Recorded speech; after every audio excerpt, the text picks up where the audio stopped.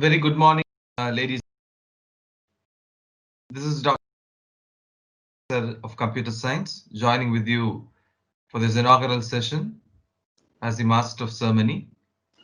At the outset, it's a great privilege for each one of us, being the members of the KCG family, to invite all of you, all the participants, all the learned members of the teaching fraternity, members from the industry and the other organizations, invited guests for this AICT and Atal Academy sponsored 5-day faculty development program on robotics. So at this juncture, as we begin this program, it is a mark of a ceremony that we begin every program with a prayer song. Let us move on to the prayer song.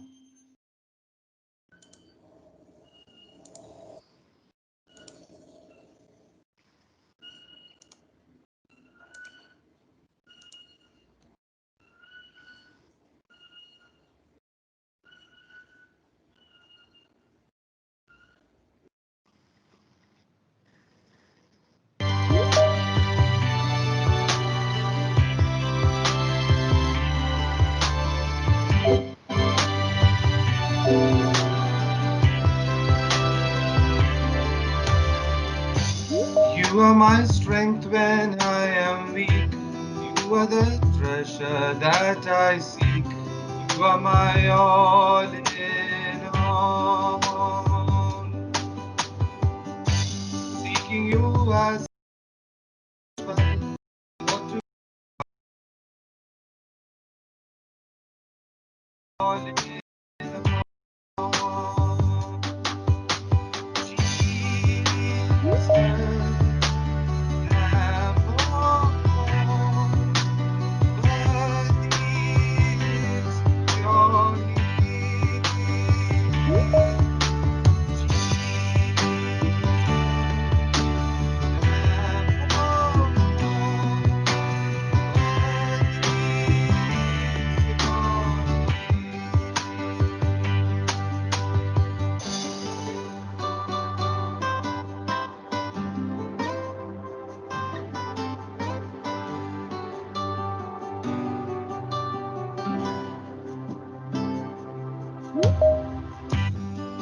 My sins, my cross, my shame. Again, I'll bless your name.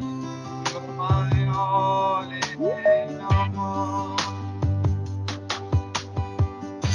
When I fall down, you pick me up. When I am tried, you fill my cup. You're my all in all.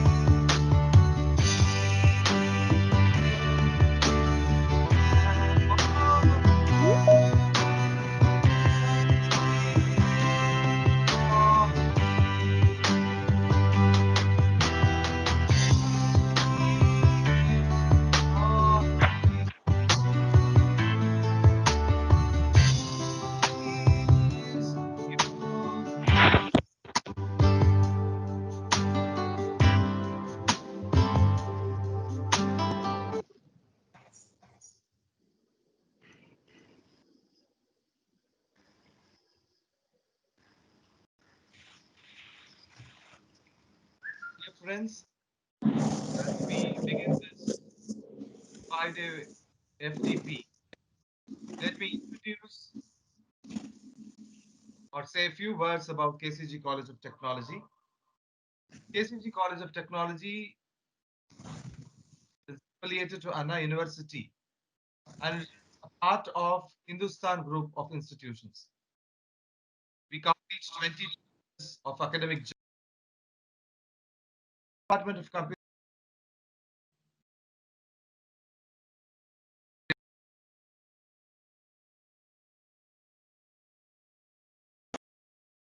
is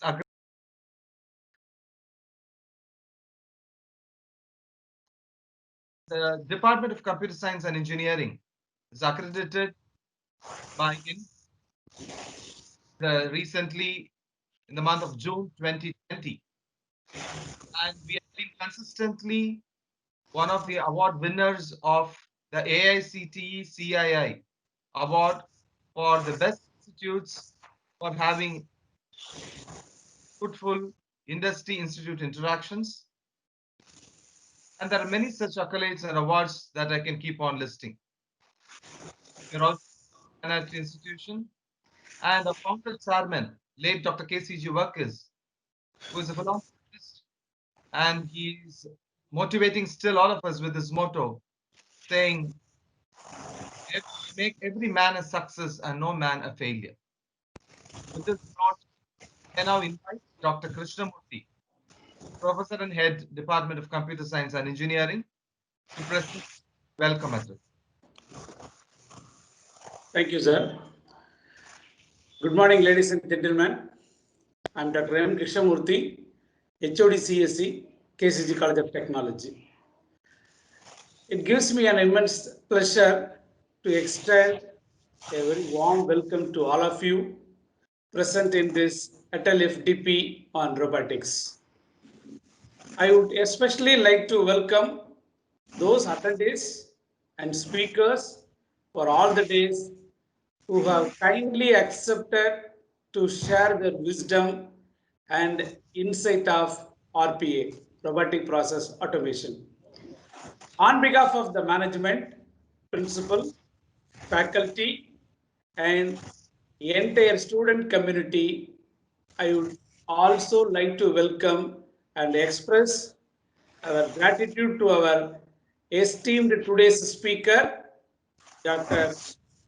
Tashkar Kanti Bera, professor from NIT West Bengal, who have accepted our invitation to present the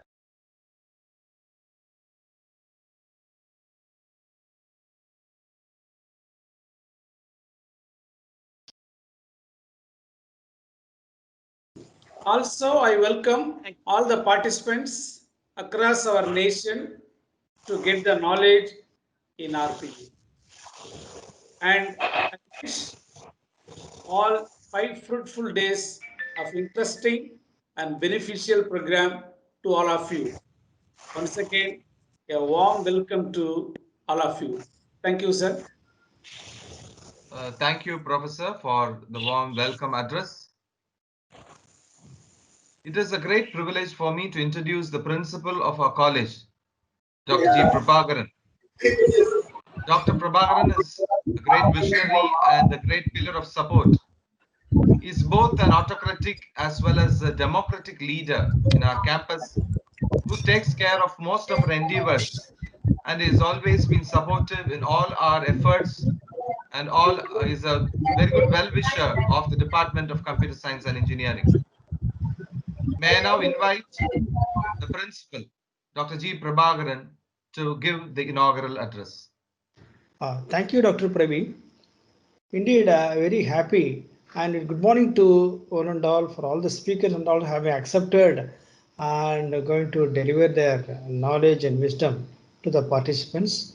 And also, I wish the department come forward to apply for this ATAL FDP. I think the second this line, the similar line, the department is organizing that ATAL program. Indeed, it gives me immense pleasure to be a part of this. And it is understood that around 110 participant delegates from all over the parts of the country has shown interest to be the delegate for this 5 days program. Of course, the topic is going to be RPA, mainly it uses the technology of software robots to execute the task of repetitive task, which is being monotonously done with a high degree of accuracy, which is very much essential, like especially in the IT sector. Especially this greater relevant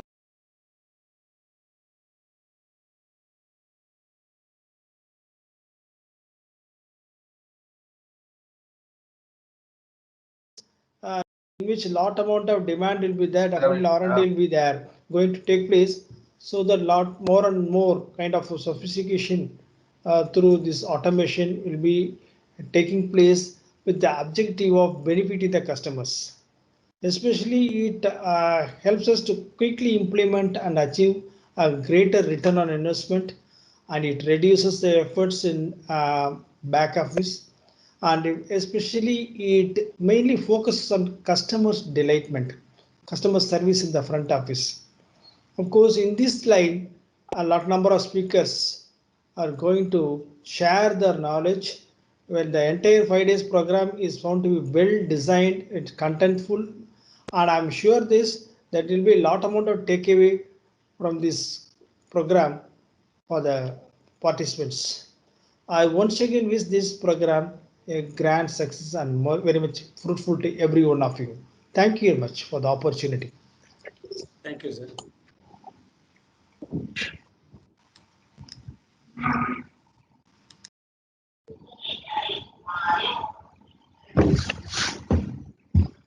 Ranger sir, unmute your mic, sir.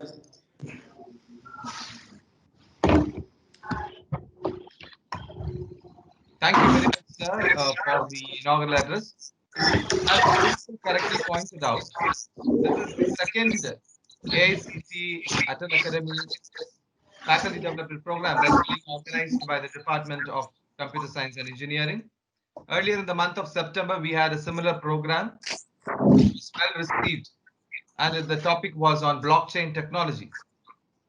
And I could recall, even in yesterday's newspaper in the Hindu, there was an article that gave an insight about including operations done through robotics to be included in the health insurance. So, my dear friends, if you have the time to take up yesterday's paper and read this article, it is really very interesting, and you can have a look at it. So, it is very appropriate that Dr. Shankar and our team of faculty members have correctly chosen a suitable topic, which is a need of the hour to be discussed and deliberated among the members of the academia and the industry.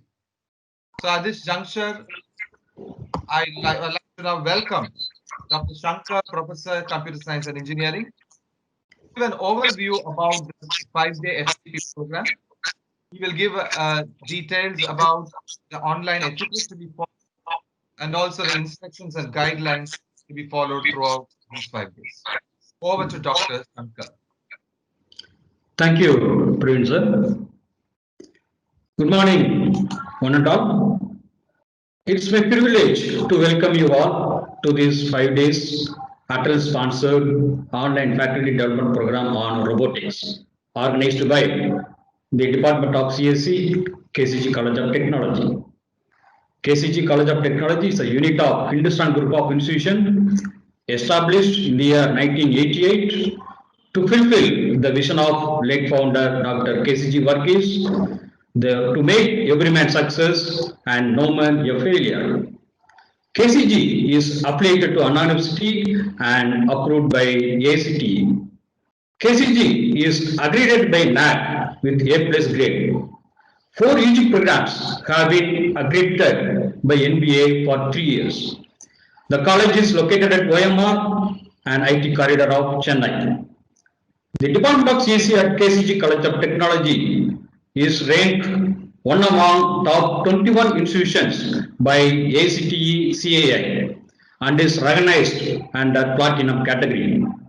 Department of CSE is accredited by NBA since 2017. It has permanent affiliation with Anna University and it is not recognized research center also. The Department of CSE has Center of Excellence recognized by Delhi MC, Cisco and Virtusa in emerging technologies like data science and big data analytics, networking and cybersecurity and full stack software development. Now coming to FTP, the main objective of this FTP, 5 days online FTP is to allow participants from various disciplines to have a discussions and practices on topics.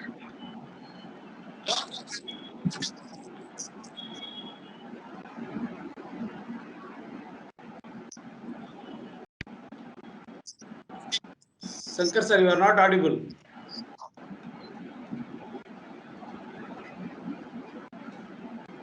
we are not hearing. Is it okay now? Yes, sir. Okay. So application of robotics is expected to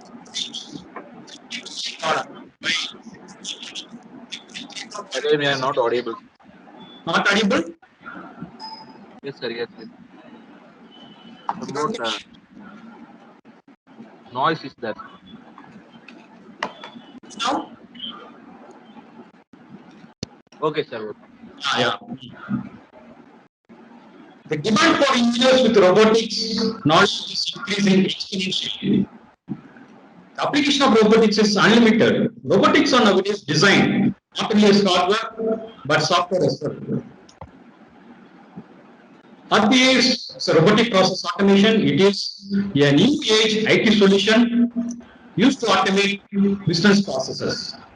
The demand for engineers with robotics is highly expected. There is no doubt robotics is an emerging technology and has an acute place in future business processes. The impact of robotics is wider across all industries and are felt now. So this MDP is designed to give power to understand the application of robotics with AI capabilities in biomedical, health and insurance, design and automation of software.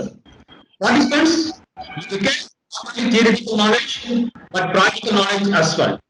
You will be introduced to tools like Robo Analyzer, VisionPath, and Automation Unicorn. Eminent persons from academic and industries are waiting in this platform to share and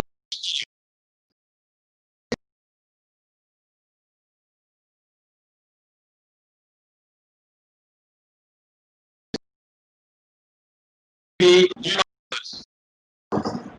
you will be certified by ATAL. To qualify for certification, you must have at least 80% of your attendance.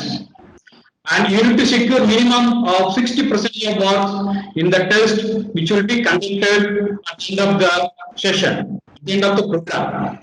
Also, you need to give a feedback on the last day of the program. So, with this introduction, I can assure you have a lot of take-home messages from this FTP. I wish you all to have a great moment. Thank you.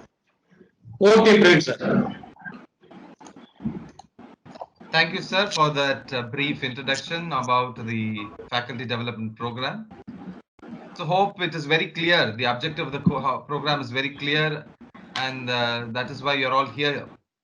So with this note, let us invite Dr. Palaniyappan, Associate Professor of Computer Science and Engineering, to introduce the speaker for the first session. So once he introduces the speaker for the first session, the speaker will take over. Thank you. We'll see you later. Yes. Session. Let me share my screen.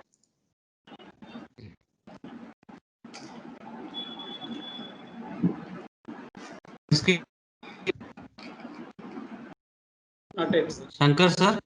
Not yet, sir. Not yet. Okay, I have shared my screen. Yes, sir. Okay. Yes. Okay.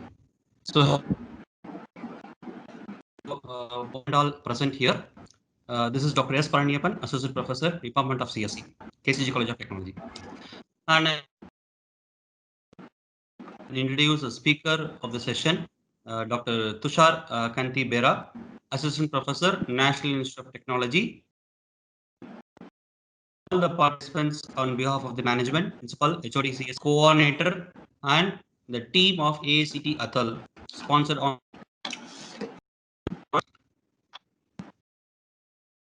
Dr. Tushar has completed his BE in 2000 and MTech in 2000 engineering from University of North Bengal and University of Calcutta respectively, and he has completed his PhD in the field of biomedical engineering, instrumentation and applied physics in Indian Institute of Science, Bangalore. And after completing his postdoctoral research at Yonsei University, South Korea, KUUST, Saudi Arabia, and University of Arizona, USA. And he is also collaborator with Stuttgart University, Germany, Kyung-hee University, South Korea, and University of.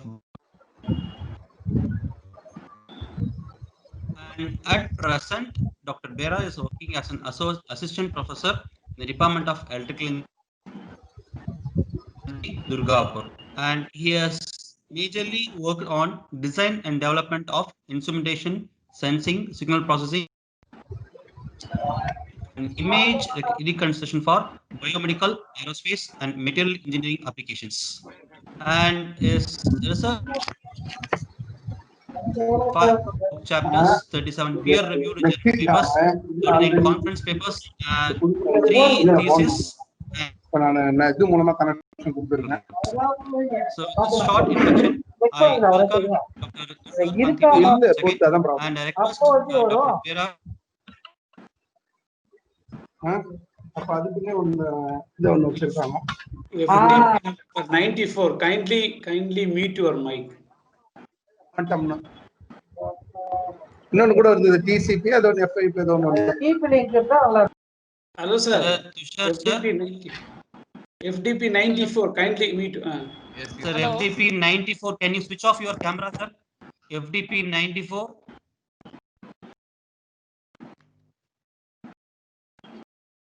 Off your FDP 94.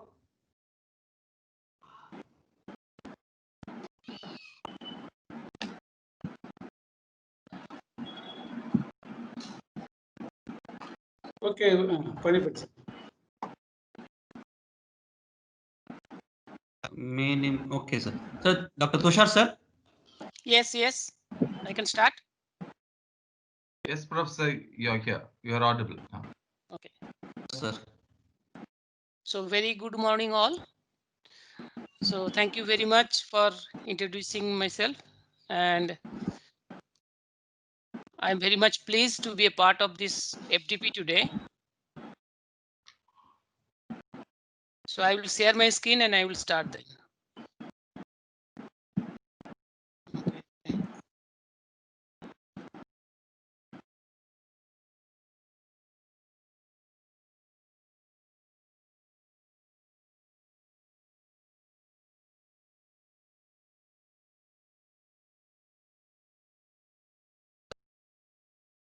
So today we will discuss about the artificial skin for robotics based on EIT. So before going into the detail, I will discuss about the skin and structure of skin, and then we will discuss why the skin is required for any object and why the artificial skin is required for robotics. And then I will discuss about the application of electrical impedance tomography, that is one kind of imaging technique for characterizing the robotic skin. So I will start for the skin, which may be very basics to many of the participants, but for better understanding and for the continuity, I will just discuss very quickly. The biological skin is the outer part of any biological object or living species like human, animal, or else. The skin covers the biological body. Human skin is the largest organ of the integumentary system. Integumentary system is the system which is developed to cover the human body. So in biology, integument is the natural covering of the organism or the organ, such as the skin. Now, skin are developed with several layers. We know many layers are there, but majorly we found 3 layers: epidermis, dermis, and hypodermis or subcutis. So epidermis is the outermost layer, hypodermis is the innermost layer, and dermis is the middle layer. So there are several functions. Here you can see that this part is the epidermis, this part is the dermis, and this part is the fat or subcutis, or sometimes it is called hypodermis. So all these layers are developed with different components. So dermis is developed with 5 or as many collagen materials like glycans and some other blood vessels also. So dermis will have blood vessels. We can see that here in the picture that blood vessels are there inside because we need to send the nutrients. And then some are also there. So if injury is there, we can feel and also we can send some the signals from the brain and we can receive some signals to send to the. And these are the other components. So majorly hair follicles, blood vessel and nerves. And these are the components of epidermis. So there will be 5 layers in the epidermis. And why you can tell that 5 layers are there? How we can tell that? Because we see that the epidermis is developed with different types of tissues. So outer layer is developed with some type of tissues which is not matching with this layer. And also even we can see very carefully that the type of tissues will be different from this layer and that layer. There is stratum corneum and stratum lucidum. So like that we can go into more and more details, but I will quickly cover all this. So these are the description of the all the layers which are found in the epidermis. Professor, Yes. can you show more? Your slide is not yet moving. Professor, kindly comes to the run PPT show run mode. Run mode. Yeah. Also, we are seeing the first slide so far. Professor, 1 minute. Professor, Okay. run through the PPT, Professor. Okay. Now we can see the screen. Now we are able to see, but it is not in the run mode. Okay. So I actually was on the full screen. So now we can see anything? No. Okay. Can you proceed, Professor? Okay. No. I will just share the content again. Okay. Yes, you go to the share mode and the desktop. Then you can. Yes. I think now it is visible. Not yet. Okay, it may take little time.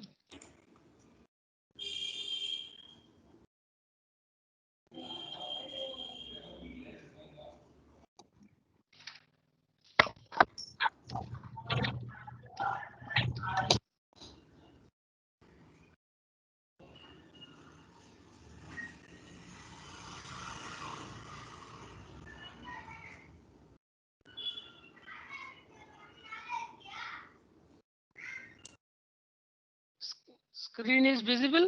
No? Yeah, screen is visible till not in run mode. It's okay, Professor, you can carry on, no problem. Yeah, the things are visible, no problem. Now what slide is visible? Skin anatomy. Okay. Then I think it is working now. Okay, Yeah. just let me tell if you can see the full screen mode.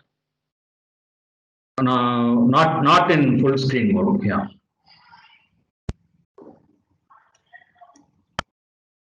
Yeah, now it's okay. Full screen. Full screen. Yes, sir. Moving. Yes, sir. Yeah. Now it is moving, na? Yes, sir. You can continue, sir. Okay. Now we are seeing biological skin slide. Yeah, human skin. Human skin. Okay.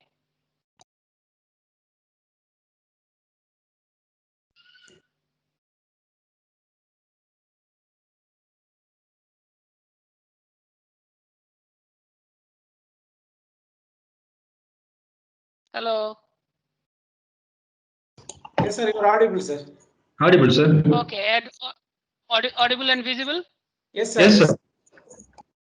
Okay. So as I was discussing about several layers, epidermis, dermis, and hypodermis or subcutis, then there are several other components or other layers also inside the each layers. That is, epidermis will have several layers, dermis will have several layers.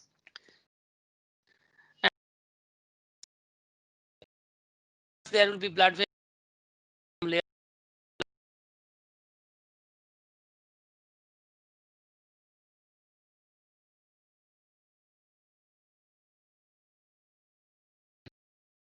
So the slide is visible, titled as the epidermis colon structure. Yes, sir. It is visible, na? Yes, sir. Visible. Skin anatomy. Okay, okay.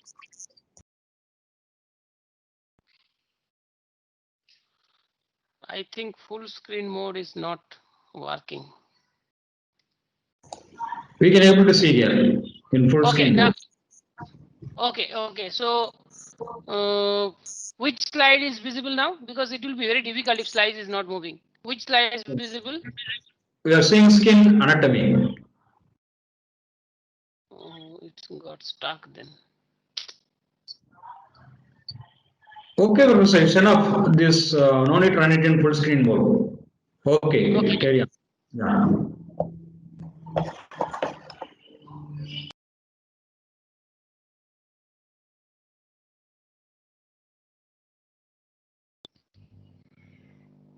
Now, in skin, the skin color may be different. The skin color may be different for subject to subject, depending on the melanocytes, the amount of the melanocyte present in the skin. And skin function is majorly 3 types of functions are offered by the skin, that is protection, sensation, and temperature regulation.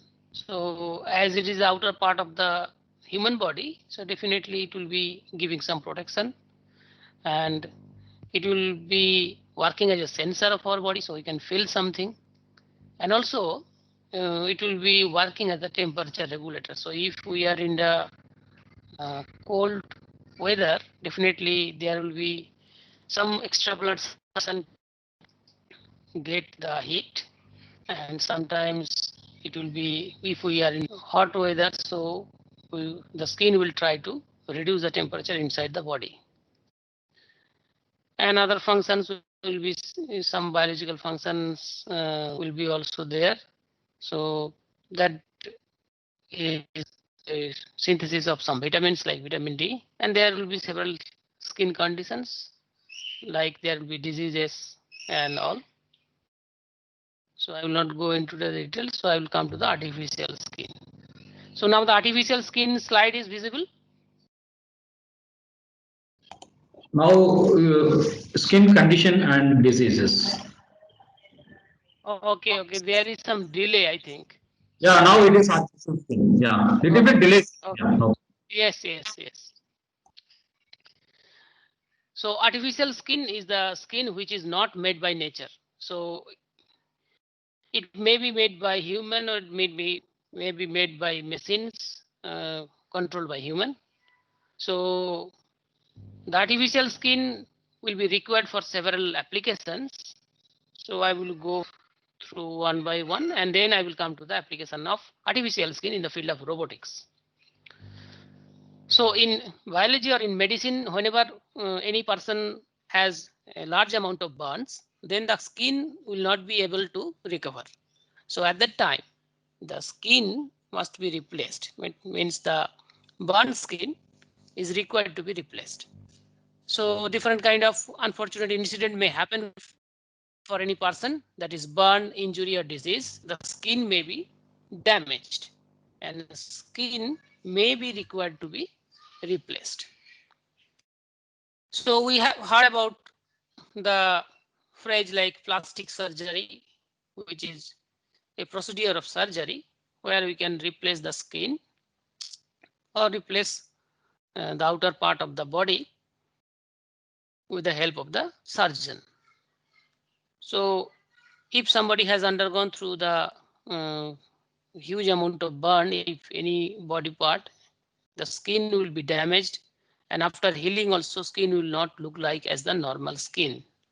So in that type of incident, some patients may go through any plastic surgery where the damaged or say healed, but the abnormal appearing skin, the skin which has the abnormal appearance, can be replaced with the help of any other suitable skin.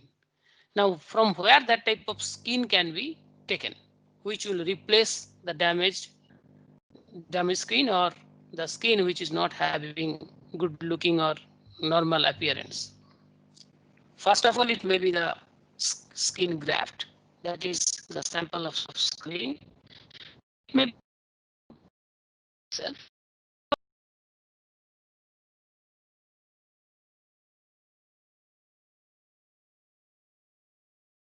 Called, say, foreign skin or say skin from the foreign object. Now there will be several disadvantages. Autograft means the disadvantage will be the available skin may not be available, because if the amount of the damaged skin is more, then the available skin may not be sufficient for that. And sometimes the skin which is taken from the other person may not match, or it may create some infection, it may create some rejection also, means the body will not take that skin. So there may be several type of problems for that also. And in this situation, the requirement of the artificial skin was understood. Means there were two options, autograft. So in the healing procedure using the autograft or skin graft is taken skin from a particular part of the body and putting into the repaired side or healing side.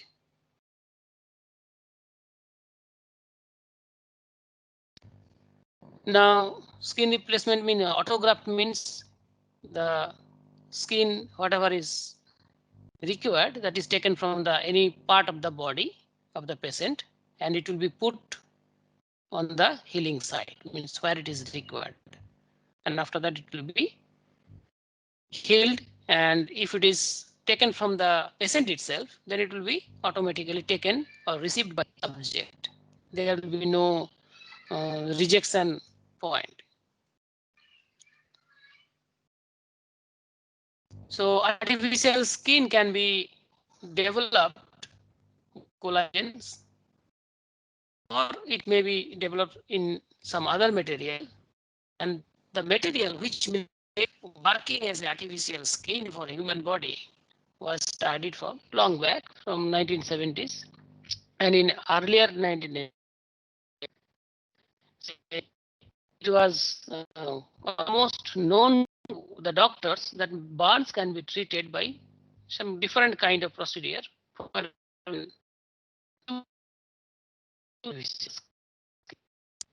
So artificial skin, in case of biological artificial skin, we can develop in lab.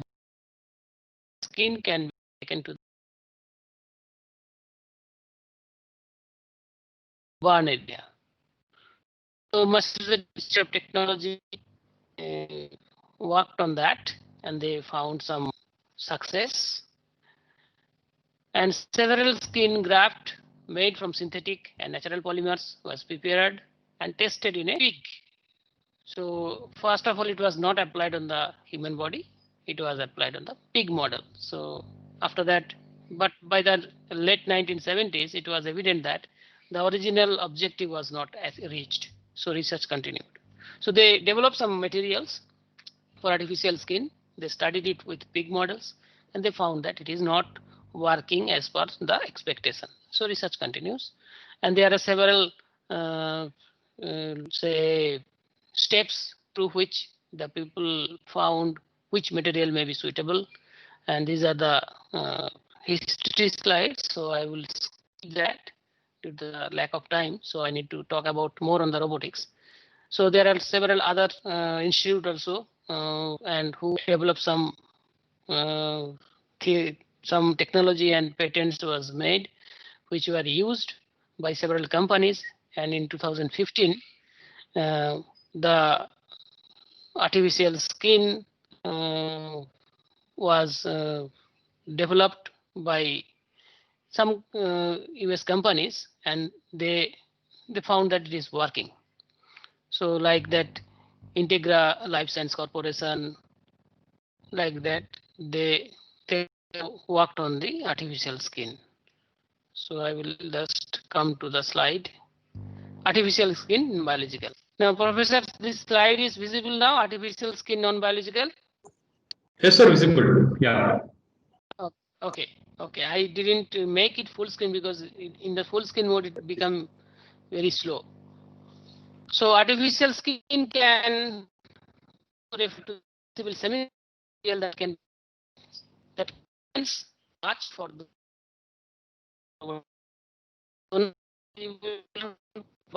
non-biological application. And before going to the robotic application, I will tell that some unfortunate people may go through an accident. They may lose their limbs like hand and legs, especially our the soldier who are fighting for us, for the country in the border. Sometimes they may face some accident or they become injured, so that they may lose their some limbs. During that time, several people like soldiers or other people also, they need to have some material which can be utilized similar to the hands, but if those materials are looking like the machines, so in the subject means the person who is using that limbs as well as the others may be feeling some discomfort. So in this type of situation, especially the person, the victim, will look for any artificial skin which can be covered, which can be used to cover the artificial limbs. So that type of application is also there. But in that situation, only the artificial skin is used to cover the artificial limb, the mechanical parts of the artificial limb. They may not need some touch facility or something else. But in case of robotics, we will use the artificial skin for giving some extra features to the robot, some externality to the robots. So we will go to those points in detail. So till now we understood what and why the skin is required for in biological species, and how the skin can be repaired with the artificial skin, how the biological artificial skin are developed, and then we will realize and we will study or we will discuss how the artificial skin is useful for robotics and how those materials can be made. So another form of artificial skin has been created out of flexible semiconductor materials that can sense through those with the prosthetic limb. So before going to that, I will just tell about the robotics. We will have today several persons from the robotic research field. Many experts may be present in this talk. So I will just and it will take. It is a basically one programmable machine by computer. So there will be a control system. It may be a computer or it may not be a computer always. It may be a controlling unit. So we can have some microcontroller or any other programmable ICs or programmable module which can be working as a controller. So one machine plus controller. So it will make a robot. So does a robot always look like a human body? So no, not always, definitely. So it may be in the several forms such as machines and animals, or else sometimes it look like human. So it is made with the machine parts. Definitely it may look like anything like a machine or any complex object. But in many cases, it is found that the robots are made in form of several animals, because we want to study the robots, and also we want to get the functionality of several animals, because several animals has several facilities, and depending on their body structure, depending on their anatomy, they will have some jumping quality or say strength, some special quality will be there that could be shout in the performance of the robot. So that's why those robots are sometimes developed with, by mimicking the body structure of several animals, even like human. So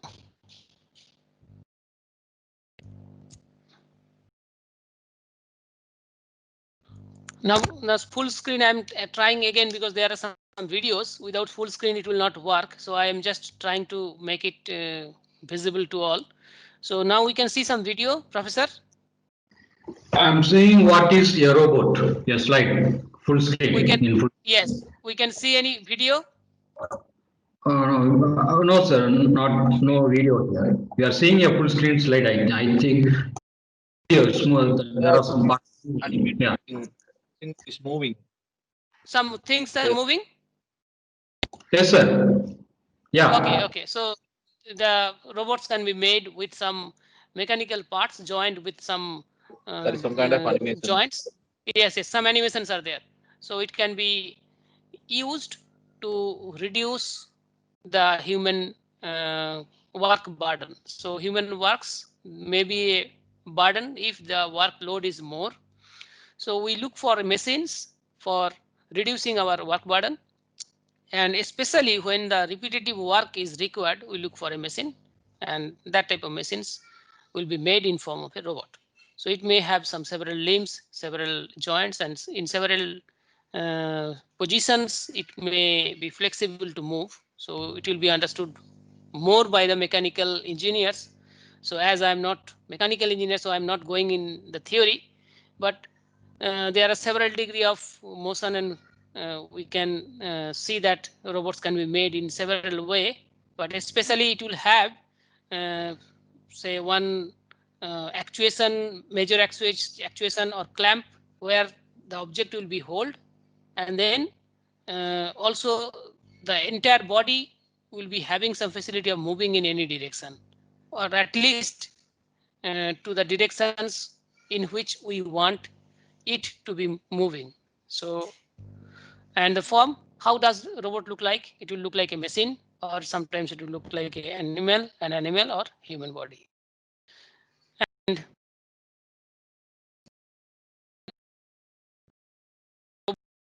is very much important because it will hold something.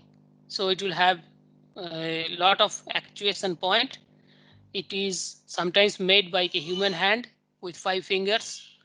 And as we know that 5 fingers are required to hold a body with maximum stability. If any one finger is absent, the holding or grip or the stability of holding will be lost, or it will be reduced at least. So that's why in robotic hand also, if it is made in the humanoid form, there will be 5 fingers, and each fingers will have several joints so that it can actuate similar to the human hand.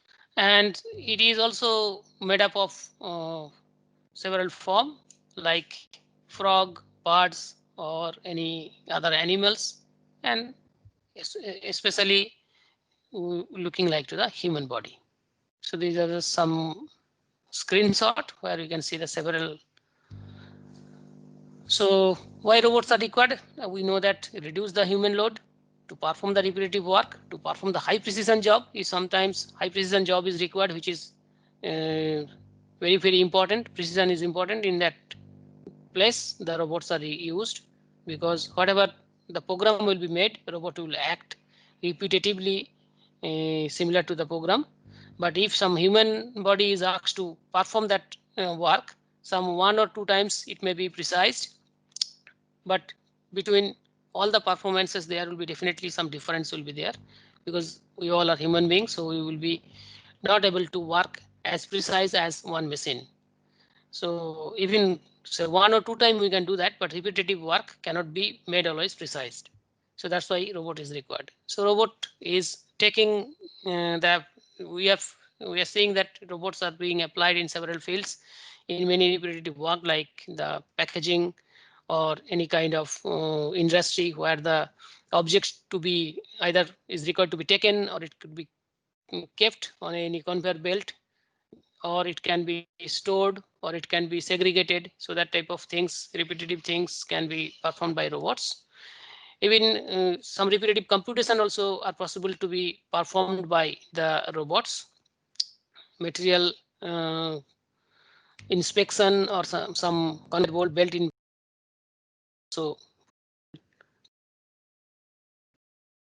hands and some complex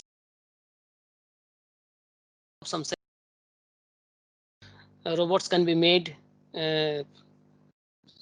more brilliant or more smart, where we can see that some complex task is performed by the Rubik's Cube solution.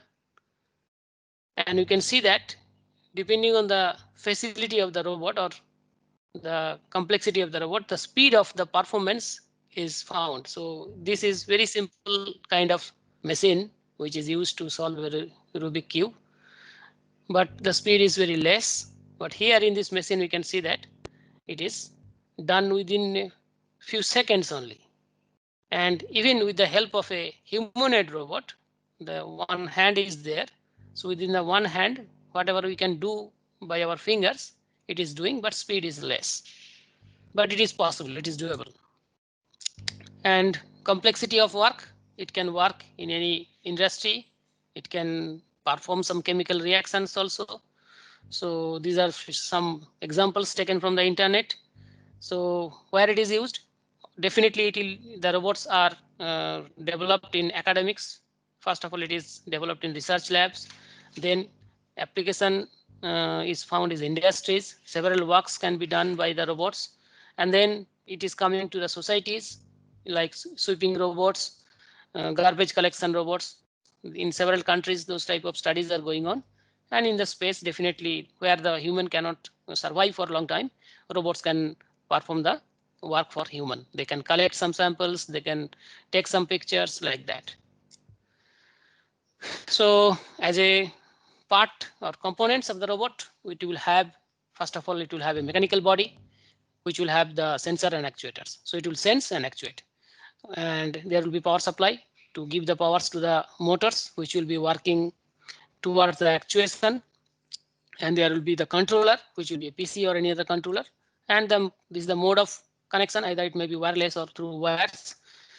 And in wire and wireless, there may be several modes like say RS-232 or any other things, or Bluetooth or any other wireless conditions. So motors means there will be several motors. Sometimes there will be servo motors, and some buttons will be there, some screen may be there in the robots, but it is not always required or always is installed in the robot body. Screen may be in some different controller also. Made thinking, robot can be made thinking with a thinking power. So with the help of the AI, we can program the robot and it can take the commands from the controllers. And sometimes if the controller is embedded inside the robot body, then we can found that robot as a judge, means it will judge something and accordingly it will act. So whenever the robot is having some thinking capability, then we can get so many things. So in industry, whenever robot is working, it may face some problem, like it may interact or it may collide with some object, it may collide with some other robots, or it may give some injury to the human being also. If the robot is working with human body, the robot and the human body should have some safety, because robot may be damaged due to the malhandling of the robots, and also human may be getting injured with if the robot is not stopping or if it is giving some hurt to the human body. So that type of things may be there. But if any robot has a thinking power and can judge the distance, some touch, temperature, so many atmospheric condition, if is possible to be acquired by the robot and can be analyzed within the robot body or robot controller, then robot can be controlled or robot can be made with a controlled behavior. In most of the cases, it is made like that. But sometimes if it is moving and if robot itself can think that there is some obstacle or there is some high temperature, so it can change its motion. So that type of things can be made or implemented in the robot body with the help of artificial skin. So as we already discussed that some repetitive work. So repetitive work can be made by the robots, and some high precision works like putting some cubes in a particular box or particular hole. That type of works can be made by robots. These are the very few simple examples, but there are several other examples also. And also robot can be made mimicking the human body gesture, like say gesture of fingers and gesture of toes, shaking the hands and all. So many robots are made with human body structure as well as human little bit human thinking power can be implemented in the robot controller. Robot can be made working individually, or it can be made to work in a group. So even robot can be made with the humanoid nature, and with the help of several actuation points, it can give some gesture kind of human body. So it can interact with machine, with robot, and it can. As you know, there are a lot of opportunities are there. Few people may think that if robot comes, then there may be the unemployment, there may be the several people who will lose the job. But one thing we can realize that this is a new study, new field. So definitely every new thing will have its advantage and disadvantage. So if the new field is coming, definitely that is required to be learned by several persons and some experts, some developers, some designers, and some say troubleshooters. So many people will be required. If the machines are made, definitely machines cannot be made by the machine, by the say gimmick or magic. Human body or human labor will be required to develop the machines. And if the machines are developed by some other machines, definitely the control or the developing those machines or the controller machines also are required to be developed. So definitely there will be always job. Some part of the work or the academics or the industry maybe say will lose some opportunities, but other opportunities will open. That is always true. So it is a point of debate that the robot will make the more unemployment or it will give more employment. But if new things coming, definitely it will have some advantages. We should take the advantages, and we should try to solve the disadvantages also. So we should be working in the direction of their job. It definitely with the technology new environment, we hope that we will get several advantages as well as with the creation of some new employment positions. So now I will come to the artificial skin of the robotic hand.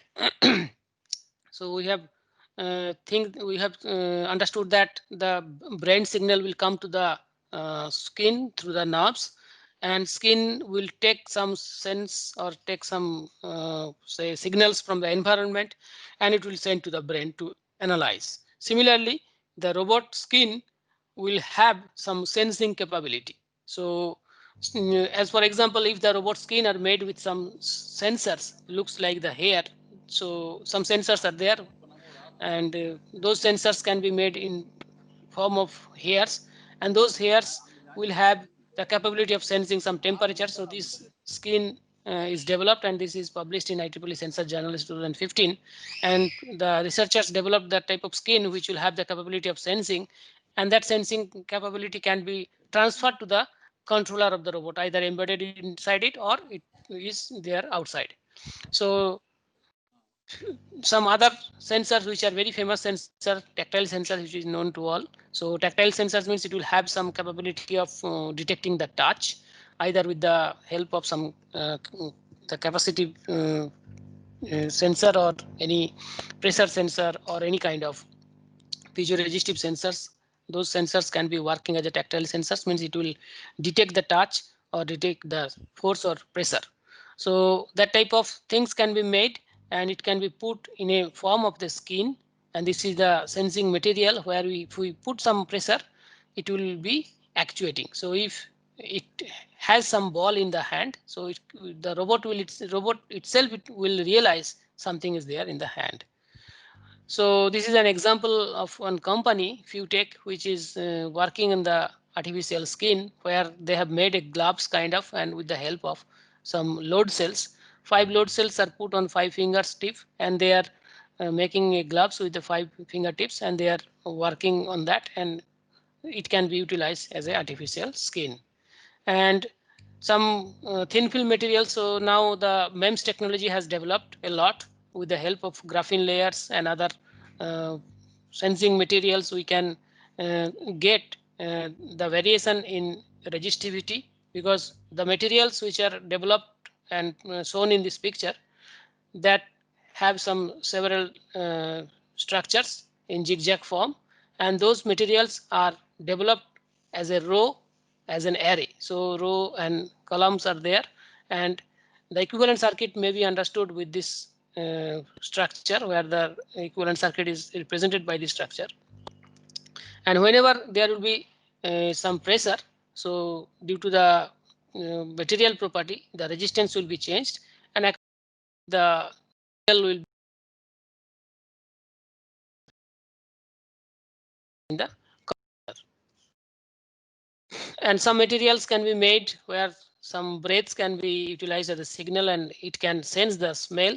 So this is under study. So some sensing dots can be made in a particular form by which we can get one kind of signal in the electronic circuit, and it can be transferred to the controller, and it can be put on the skin also for sensing some other signals.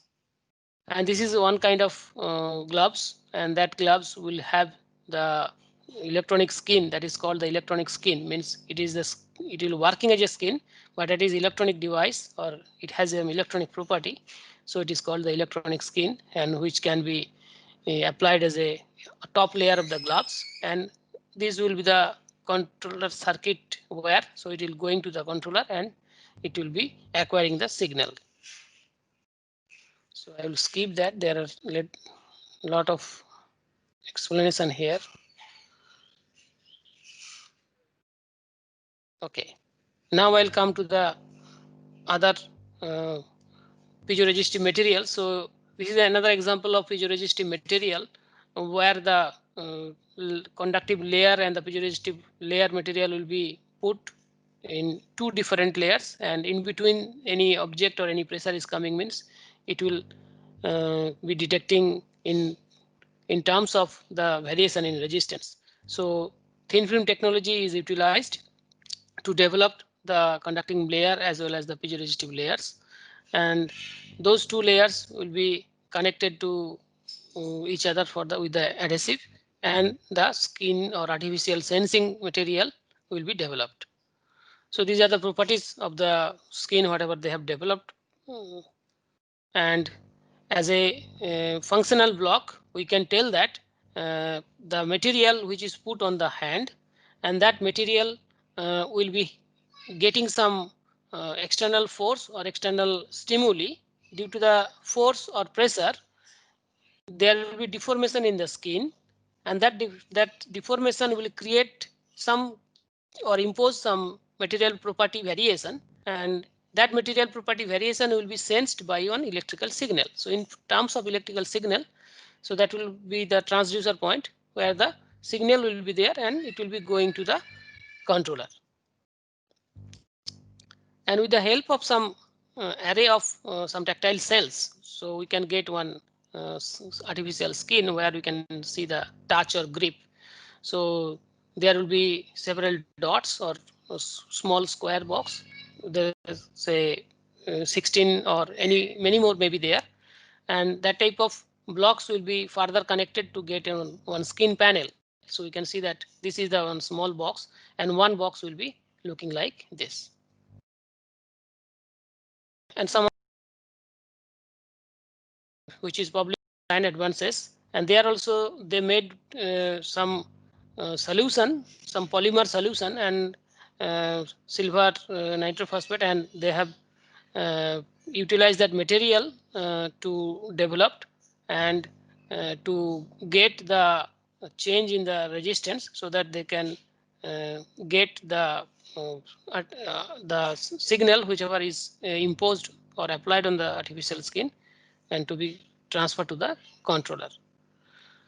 I have seen that slide already, so I will skip that. And the artificial skin that allows the robot to feel. So that type of skin will be put on the robot's body, either on the face or on the robotic hand or robotic legs, so that it can get some pressure, and automatically, due to the pressure of the pressure applied on the skin, the robot will sense that pressure and it will be acting accordingly. So now I will come to the electrical impedance tomography, which is one kind of imaging, and we will take one example or few examples of robotic skin which can be understood by the EIT. Now the summary of the earlier slides is that the artificial skin is required to detect some pressure, force, or any other environmental stimuli which is applied on the robotic skin. And if the robot can get the signal on the skin, it can act accordingly. So it can be having more functionality with the help of artificial skin. Now, whatever sensor we have discussed, like say piezoresistive sensor or any other kind of tactile sensor, those sensors are detecting the pressure or the force as a particular value. Means it is getting either a 5-volt signal or say very say voltage, other voltage level, which may be some time varying signals also. So that type of signals are only recorded as a value, but we didn't see the picture of the pressure profile or picture of the profile of the force. But with the help of electrical impedance tomography, we will be able to detect or able to visualize the profile of the force. Means where the force is applied, we can see the picture, and also in which way the force is working, that also can be detected.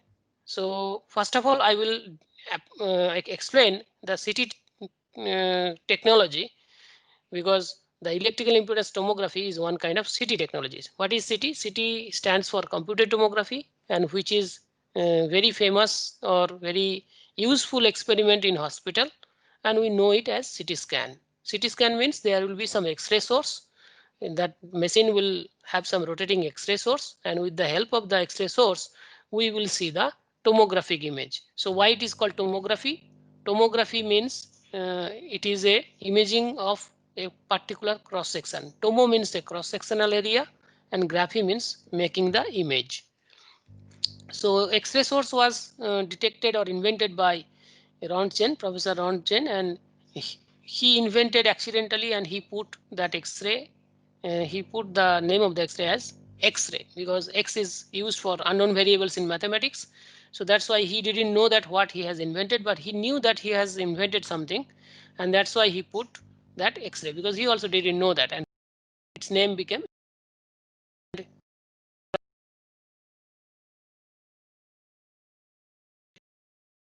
and depending on quality, the attenuation will be different, and utilizing that property, we can get the image of body interiors. So since then, the medical imaging era changed, and we found the X-ray planar radiography. X-ray planar radiography has a X-ray source, and there will be a patient standing in front of the source. It is kind of the experiment, whatever we did in our schooling, that is called light and shadow experiment. So we had a light, and we are putting some object here, and at the behind of the object, there will be some wall or there will be some screen where you can see the shadow of the object. Similar way, we are putting the light, say X-ray source, and X-ray is passing through the body, and there will be another screen just behind the object, so which will receive the different amount of X-rays passing through the different tissues, and accordingly we will get some shadow of the bone. And in case of say thick bone or the tissues which are covered by a thick bone cell, there will be some limitations, so we will not be able to visualize the interiors of the soft tissue. So hard tissue is outside, so this type of imaging or planar radiography will not be able to give the interior picture. So definitely doctors was looking for any other technology by which you can see the body interiors, and then the computed tomography started. The research on computed tomography started. So tomography imaging means it will be imaging of a cross section, and it will be non-invasive, means it will be not cutting the body. It will only apply some signal from the outside, and it will measure from the outside also. So it will be non-destructive. So may I ask, Professor, it is visible or not?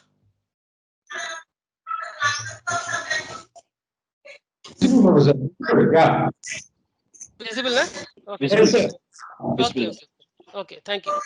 So it was invented by Professor Hounsfield and Professor Cormack, who Yes, got sir. the Nobel. Yes. Yeah. Thank you. Who got the Nobel Prize for the development of this CT scanner for the first time. So the animation is working. Yes, sir. Okay. So in CT scanner, X-ray beam is used for illuminating the object, and that object is put inside the gantry. Gantry is the circular object where the X-ray receivers are there. X-ray detectors are put in a circular fashion, and inside the hole the object is placed. And whenever X-ray is passing through the object, the opposite detectors are collecting the data, and that data is compared to the incident X-ray, and the computer program called reconstruction algorithm will use those two types of data. Application output X will be arranged, or it will be displayed as a form of cross-sectional image. So this is the technology of X-ray CT. This is the machine, the X-ray CT gantry, and where the receivers are there or X-ray detectors are there, then this is the rotating X-ray beam. So X-ray beam will rotate in 360-degree angle so that it can pass through the body, and the detector can detect the attenuated X-ray. And whenever it will rotate for 360-degree, a lot of information will be collected by this machine. So I will tell that whenever X-ray is passing through an object, the X-ray will be absorbed by the tissue and it will be attenuated. So there will be different colors, whatever I have used only for representing the phenomena called attenuation. But in case of X-ray, there will be no change in color because X-ray is electromagnetic radiation, so there is no question of changing the colors. So what I have put these things in the animation to represent the concept. So in different angles, it will pass through that. And as there are some different materials in different paths or different material thickness in different paths, so definitely there will be some information. If we have lot of information throughout the 360-degree angle, the computer will be able to record property of the material in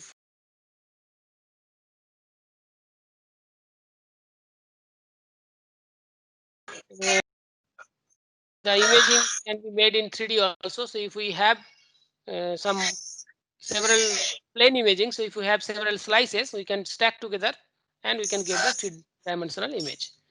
So this is the say interior of the CT scanner, which is very complex. These are the images made by the CT machines.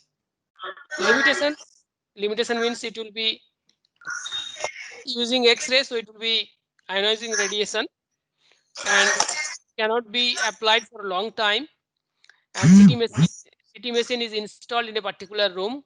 The machine itself has a large volume, and several experienced and trained technicians are required to conduct the experiment. And machine cannot be taken to the patient's place. All the patients must visit to the imaging place or machine's place. After that, I will come to the electrical impedance tomography. In electrical impedance tomography, the imaging technique is similar to imaging tomography, but in contrast to the X-ray imaging, the technique only uses the electric current instead of X-ray. So it is not using any X-ray. It is utilizing electrical current, and it will apply electrical current to the body, and it will measure the voltage, and accordingly it will get some material or body property in terms of its cross-sectional distribution. So the relation between electricity and the body tissue was first studied by Luigi Galvani when he was experimenting with the frog's legs with some electrical conductors, and he found that the muscles was twitching. And after that, William Einthoven realized that there is some electric generator inside the heart, and that electric generator generating electrical periodically, and that signal can be acquired by electrical instruments. So he developed his first ECG machine, and which is a very big, but it was invented for the first time, and he was successful to get the electrical signal generated by the heart. And after that, the interaction between electricity and the body tissue was understood. And at the present stage, it is understood that our body tissue has particular electrical impedance. So what is impedance? Electrical DC current conducts in a particular direction, and alternating current changes its direction or polarity, as well as it changes its amplitude with respect to time. So whenever one object is excited with the alternating current, so it will try to oppose the electrical current passing through it, and the opposing property exerted towards the alternating signal is called impedance. And impedance is created by resistance, capacitance, or inductance, or the combinations. So in material, it is understood that it is found that each material, whether it is biological material such as tissue cells or any other materials like stones, sands, metals, or anything, it will have its own electrical property. And some components, some materials are developed with resistive components, some materials are developed with capacitive components, and some materials are developed with a combination of resistance, capacitance, or inductive components. There are no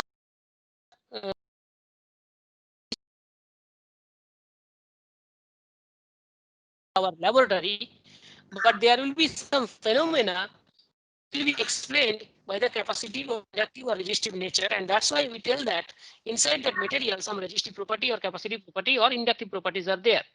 So this is the concept of electrical impedance measurement or tissue impedance measurement. So I will start with the biological object, and we will tell that if we have an object, so like a green object, and if we inject some alternating current, and if we measure the voltage, we will be able to measure the impedance with the Ohm's law.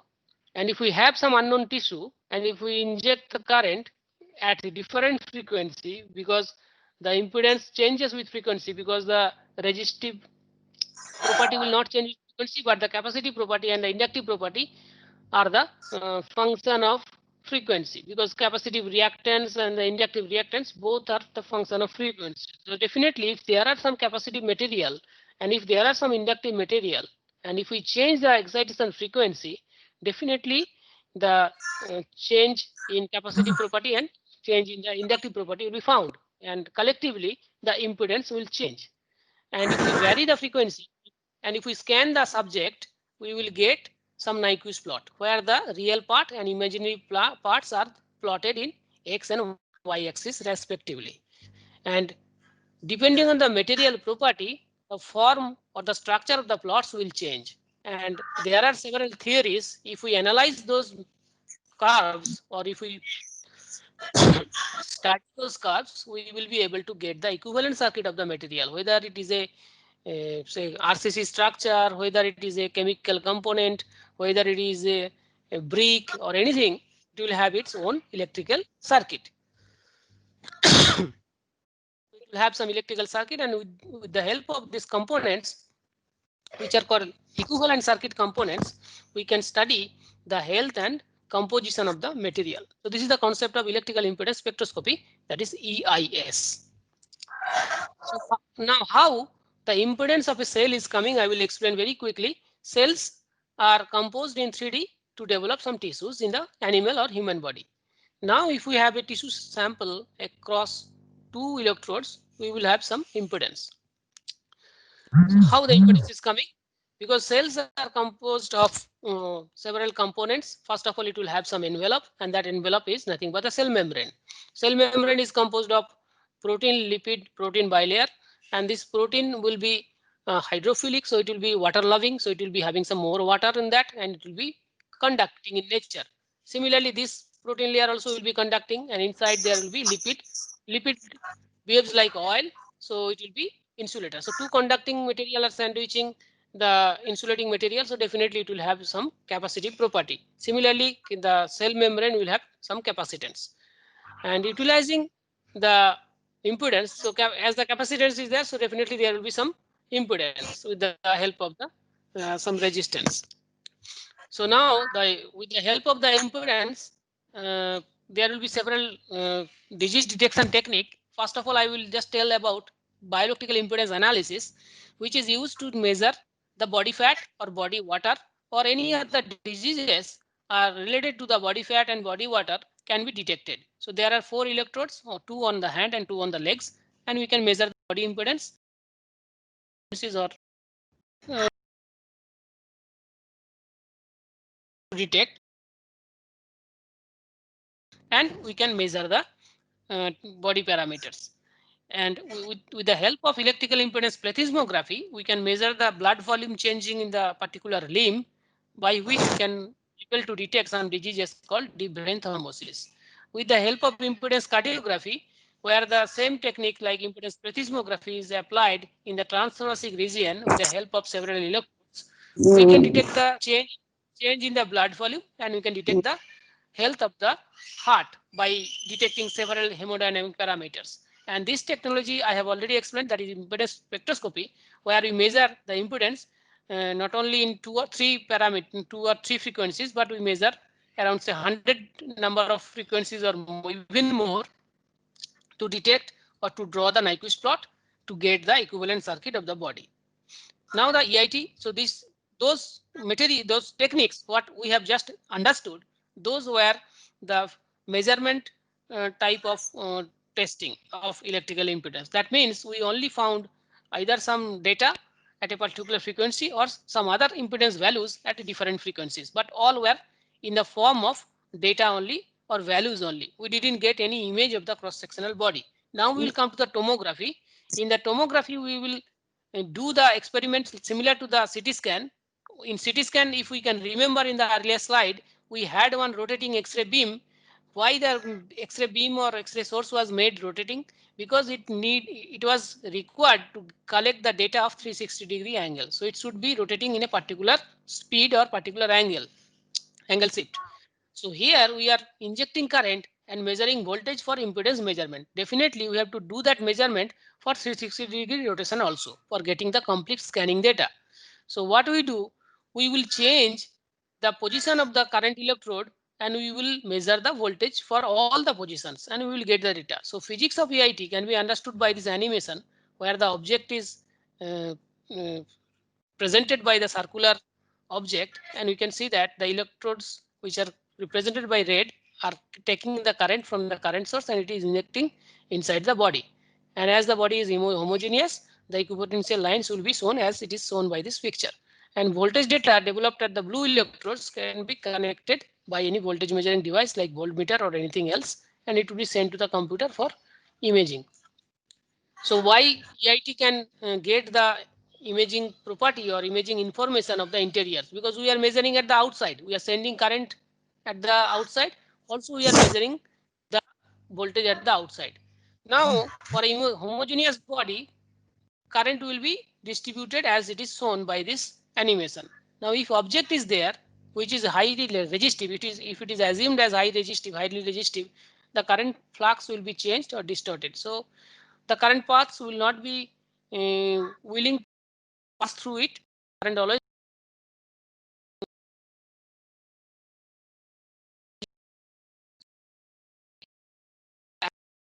current distorted, and due to the distortion of the current flux, there will be change in the boundary voltage profile. Comparison, there will be the X-ray for X-ray tomography, and there will be current for the current tomography or impedance tomography. It was invented by John G. Webster and R.P. Henderson in 1978. After that, Professor Barber and Brown started working on the medical field, and they started getting the image of the human arm. And after that, it was applied for several fields, for its advantages like non-invasive, radiation-free, low cost, portable, and bedside measurement possible. It will be having some electronics and the electrodes and a laptop, and that's all. It can be taken to the patient's room. It can be carried anywhere. It can be put in an ambulance or at anywhere else. And application, first of all, medical imaging. After that, the chemical engineers are also interested to see the reaction, what is happening inside the opaque vessel. So inside the opaque vessel, we can house the electrodes, and then you can get the visualization of the chemical reaction. In place of in the ground, we can put the electrodes for mine detection, and in civil technology, you can put the electrodes on a concrete beams to study the crack and voids, and for other technology also. So these are the data collection technique. I will explain quickly. So current injection at a particular position and voltage measurement for other all electrodes. So we'll be showing the animation of voltage data collection, and it is for the first position of current injection, that is through 1 and 2. After that, it will shift from 2 to 3, and voltage measurement will start again, and it will again give us some data collection. And similarly, we will rotate the current source at 360 degree, and we will complete the voltage data.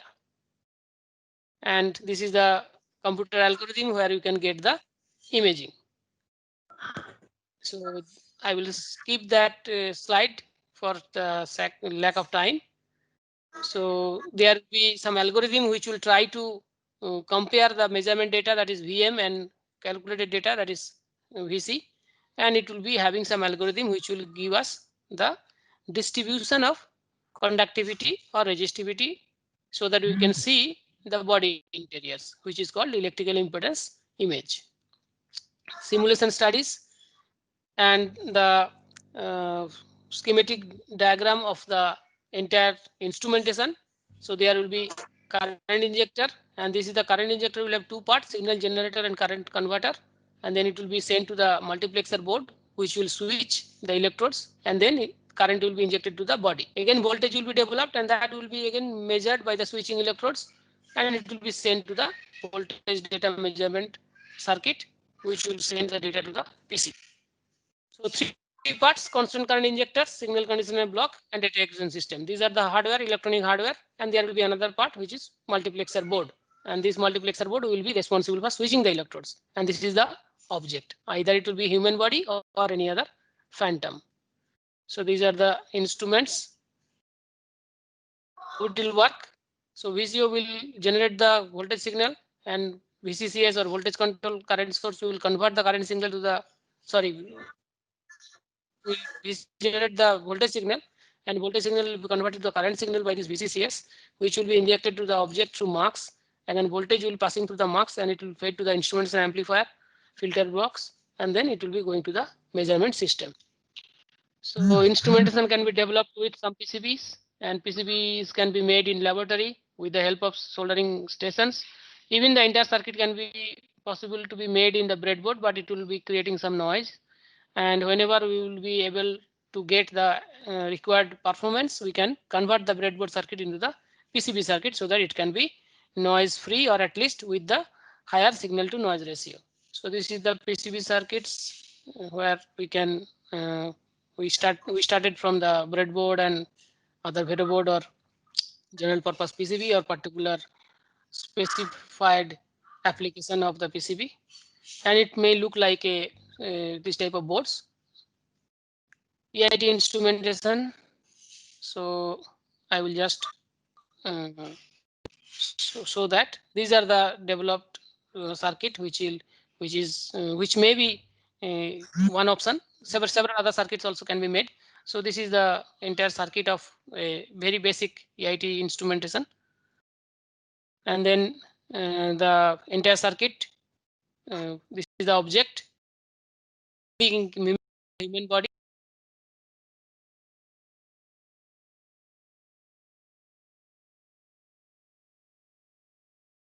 there will be some gel also, and we can get the images in the computer. So these are some results, and we can see the voltage measurement with the help of multiplexers. These are the multiplexers, and these are the current electrodes, and rotating electrodes are the voltage measurement electrodes. This is the system controlled by the computers. So this is the NI cards, and this is the final system with battery based system, and there will be phantom, and there will be some high resistive object, and there will be some object with some different color, so that we can distinguish the anatomical structure. And LabVIEW can be utilized for the graphical user interface for controlling all the instruments which are used for data acquisition. And these are the data acquisition card which can be utilized for developing the instruments. And this is the graphical user interface developed in LabVIEW. And data, whatever is collected from the EIT. So data can be collected in this way.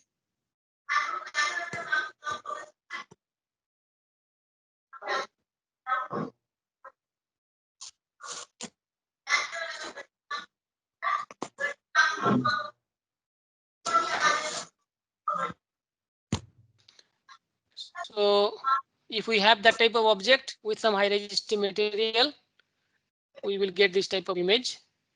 And this is the procedure of developing one phantom, which can be having some tank. It may be glass or plastic or any insulated tank with some conducting electrodes. So here we can see 16 electrodes are used, and you can put some saline solutions. Even you can use some other conducting materials like paper steel clips, but those will be prone to corrosion.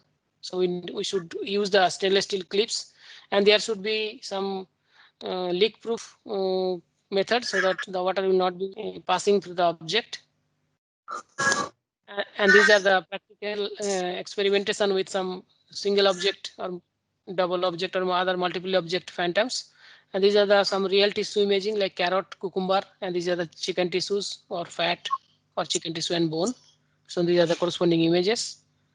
Some more with some more electrodes also. Till now we have understood with 16 electrodes. If we put some more electrodes, there will be some better resolutions. So these are the 16 electrode phantoms or 16 electrode system. Sorry, 32 electrode system. So these are the all 32 electrode system. Earlier we have studied 16 electrode system. So this is the breadboard testing, and these are the circuit boards where one 16 electrode 32 electrode system can be switched. These are the national boards and graphical user interface, the entire system. Applications, some chest imaging, and then the neonate imaging, lung imaging for the neonates. Some breast imaging is also possible, brain imaging, and even in the microbiology cell culture imaging is also possible.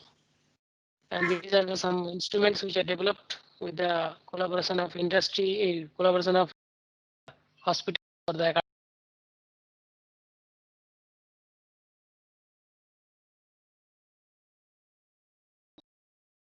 it is under the prototype development. Commercially, till now it is not available. Now for the robot skin for EIT. So EIT for robotic skin. Till now we understood the robotic skin, how the robotic skin can help us to detect the pressure or any other external stimuli. And we also understood the EIT.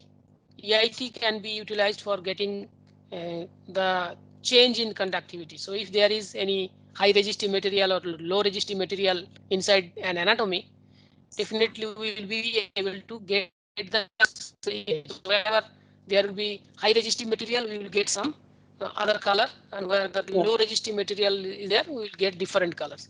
So now if we have some skin or say material or sheath kind of thing or clothes which can be put on the robot as a artificial skin, and if there is any pressure, if there is any change in the conductivity, then we can get into that. utilizing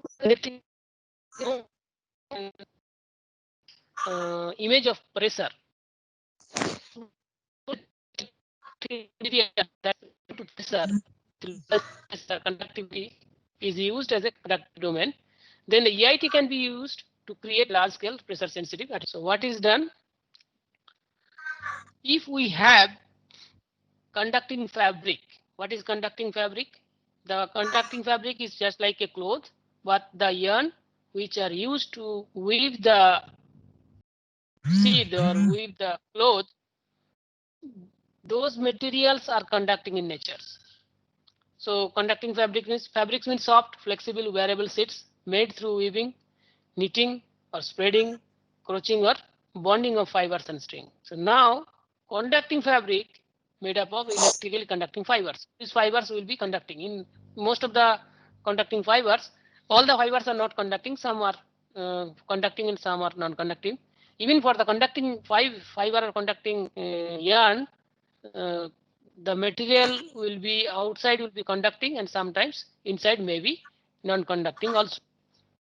So now if the fabric is conducting in nature, and if we measure the impedance with the help of 4 electrodes, because we already understood that we have to inject current through 2 electrodes and we have to measure the voltage with other 2 electrodes. Though with the same electrodes, measurement of impedance is possible, but with some error due to the contact impedance. Now we will measure the conducting fabric with different type of pressure. So if we put some weights on that, we have seen that the impedance of the material we are pressing, giving some.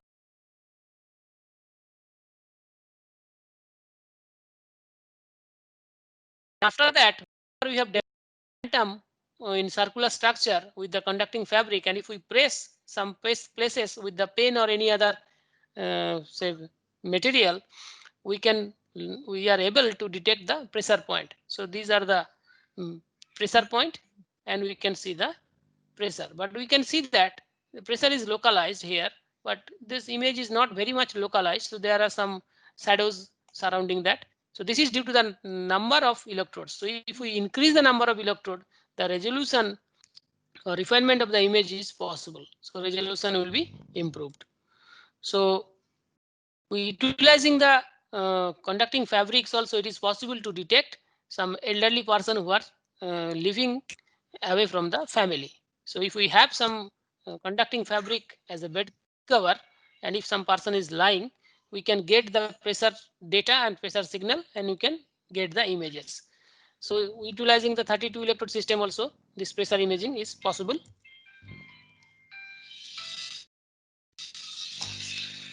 So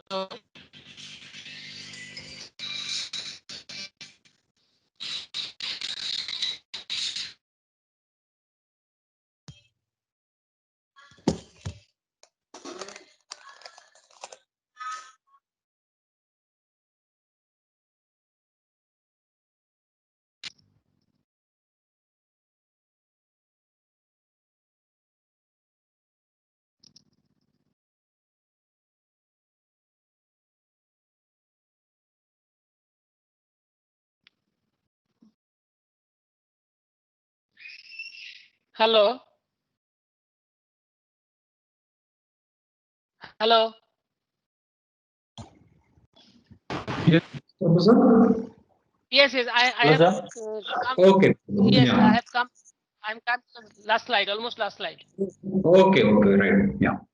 Okay, so the utilizing 32 electrodes also, the pressure imaging is possible with better quality. And here you can see the skin, the robotic skin is put on the face of a robot humanoid structure, where we are putting the pressure points different, can detect the distribution. So these are works conducted by University of Bath, where they are giving the pressure in 3 different places, and we can get the images of these places. And some other conducting fabric skin or robotic skin is possible to develop with the 2 or more conductive layers to increase the sensitivity. So here you can see that a robotic hand has fabrics based sensitive skin or artificial skin, where you can see the elbow, there is a more stress and the pressure will be more, and accordingly we can get that type of images. So artificial skin is required for robotics to make the robot more resembling to a human being. And that artificial skin is required and characterize quality of the techniques, which is applicable for NDT and SHM, and material fast, low cost, and portable. And EIT finds a lot of application in several practical problems. In recent years, EIT is doing study for artificial skin cancer robotics. So EIT could be robotics. A number of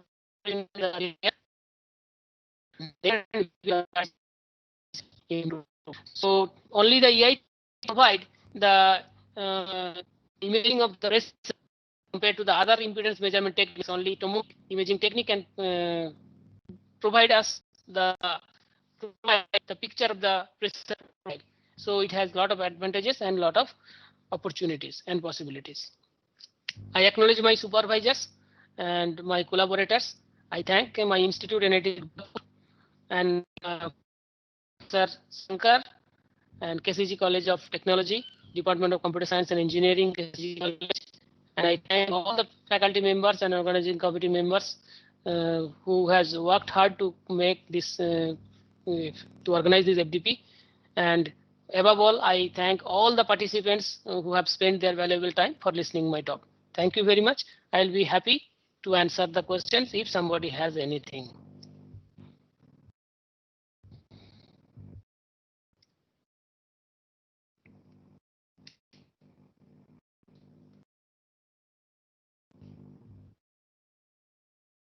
Hello.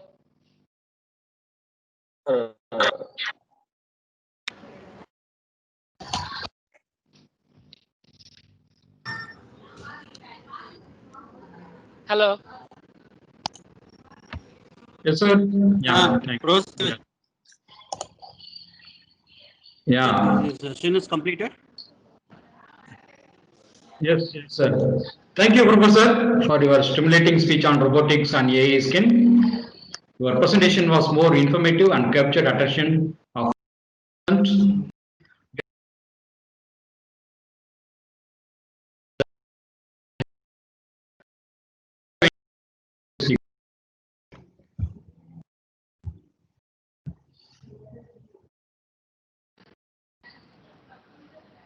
Taking the pressure from the skin, what we can do that, sir? What we can manipulate from that?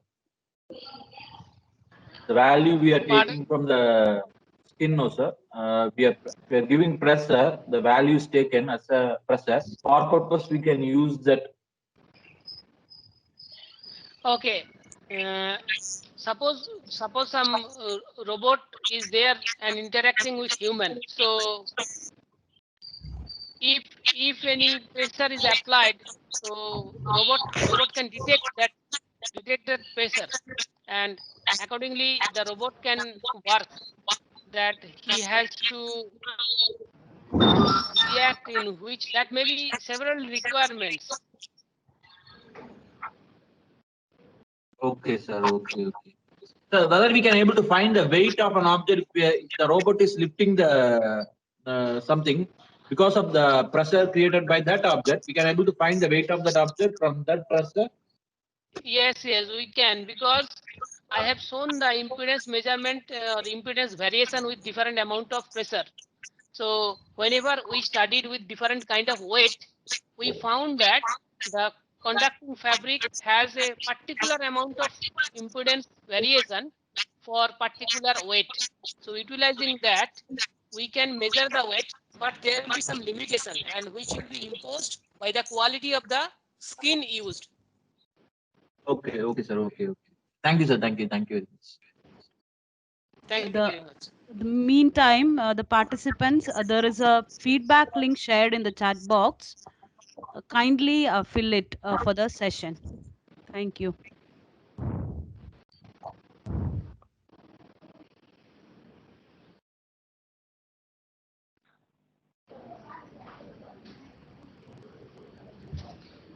Mr. Shankar, sir. Yes, sir. Yeah. Okay, now it's time for the next session. Shall we start the next session, sir? Yes, sir. Yes, sir. Shall we Please. start the next session? Yeah. Yes, sir. Yes, sir. Start. Please proceed. Yes, sir. We shall start with the formal introduction of the next. Okay, can I log out? Yes, sir. Thank you. Thanks for your valuable input. Yeah. Thank you very much. Thank you very much. Thank you all.